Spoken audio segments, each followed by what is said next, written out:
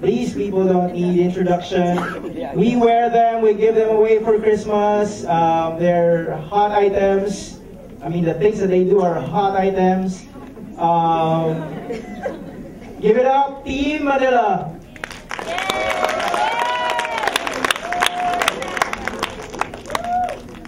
Oh, yeah.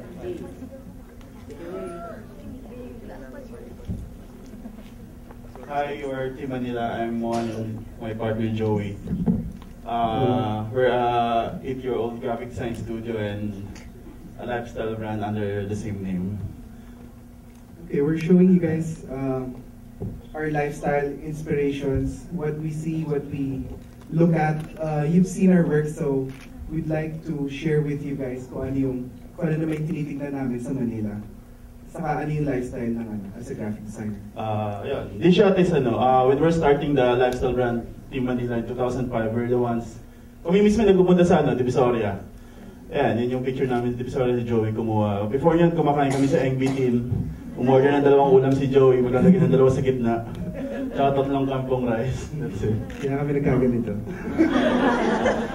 Ito naman, pagkatapos Divisoria, magtatrabaho kami sa studio. Work, addicted kami mag-design. So, inaabot kami hanggang 2 o'clock na umaga. Tapos, kakain naman kami dito sa 24 hours na tapsihan sa Makati. Special nila Tapang Kabayo. Yan. Our new studio, our designers, Nika and our former designer Ramon, hanging out after work. Mahilig kumanta. This is we want our studio to be open, fun place, and so we try to. Ito naman, nagpapakanta rin kami ng mga nakahubad na rockstars. This is one of the last weekend yan ni Dong Abay. With Dong Abay for our Christmas party, it was our sala set, sala area where we live in Makati. So we're interested in music, collaborations. Ito naman mga inspiration namin. If you notice this aircon taxi sign, that's most of the time yan ang typography ng taxi sa Makati. These are the things we look at, we're conscious. Yun yung font ng aircon. Share ko lang. If you notice, in Manila, we look at Manila as our inspiration.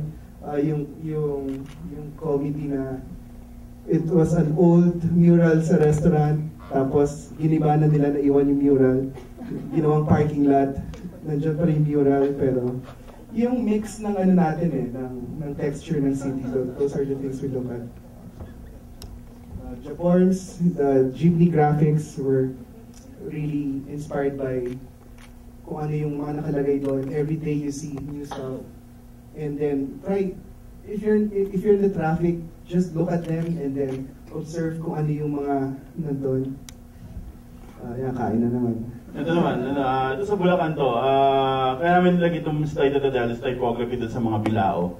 And then, ito yung usual buhay namin, may kami kumain. Ito si Jamir ng Slapshack to, kasama namin kumain sa bukid.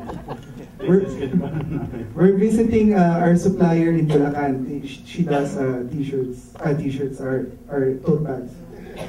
Ito naman, yun nga, yung comedy There's comedy and there's sexy stuff out there. So, tag-init, night job.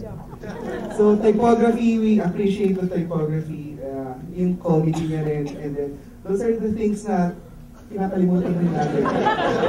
Typography, bold, and then thin, wide, extended, so, graphic design stuff. So, yan yung mga nakikita natin around Manila. So, yan ang tinitignan natin. That's our inspiration. Ito naman, yung research namin sa lifestyle brand namin goes with foreign brands also. Parang we look up to foreign brands na ina-idolize namin. Then, we do our own version na local. Then, we subscribe to a lot of magazines, especially in Sticker Today. Parang gusto namin lumabas din kami dyan eventually. Yun. Hindi kami mag-DJ. Actually, lahat yata ng DJ doon, idol namin. Si Red Eye, si Kalip, iba-ibang DJ. Parang yun, labo-labo na rin yung music namin. So minsan hindi namin alam kung tutugtugin namin. So, it's one of our passion din ever since when Mon was starting out, nagmo-mobile din siya ng like high school days. Ito rin, passion mo. Yan.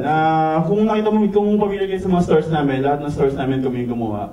May sarili kami mga carpenter. Then we do our own modules and mga stock or mga ibang kailangan sa store. Kami mismo gumaga dahil wala kaming enough budget to get a contractor talaga. So si Mon ang contractor. Mon does lots of things also. Yan. That's one of, hindi yan yung mga yun. Trinay niya lang. So, din yan. Parang, iba-iba yung ginagawa rin namin. So, Mon does biking. Pero, ayun. Ayun, taba ako. Inisip ko, tumaba naman ako, kakatrabaho ng mga trabaho sa Team Manila. Pero gusto ko mag-skateboard. Siguro, deserve ko naman mag-longboard. So, one of our, yung inspiration namin, we come out with daily grind clothing to support kung ano rin yung passion namin and the passion of the youth. Like DJ, skateboarding, biking, sneakers, even sneaker collection. Topic rin namin siya sa ano. Kasi it's one for passions also. Although, ubos na pera. So ito rin yung mga research namin. Like what colors lalabas na collection, yun din yung lalabas namin na t-shirt. Ito, quick projects. Mahilig kami kukuha ng quick projects like this. We did these posters too. And then we sell it sa mga lahat ng Ondoy events na nangyari nung afternoon. And then we convert the money to water and then give it to Red Cross. So parang mabilisan lang. We have, dahil nag-Team Manila, we meet famous people.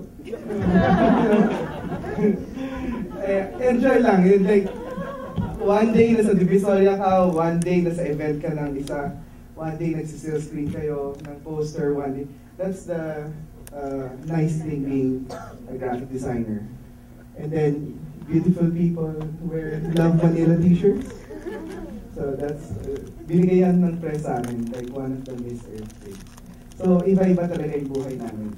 It's not just designing, lots of experience.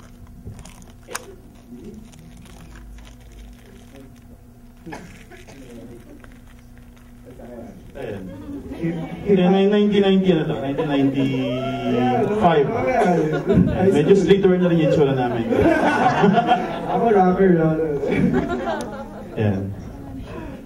That's 14 years ago. Yeah, boy band kami ng time. Before kami naging. Well, let's see, that's the other side of Team Manila. Thank you for inviting me. Thank you so much. Palapakan natin sila Joey and Momon from Team Manila.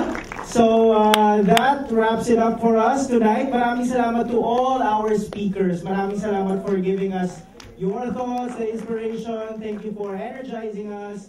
You know, guys, you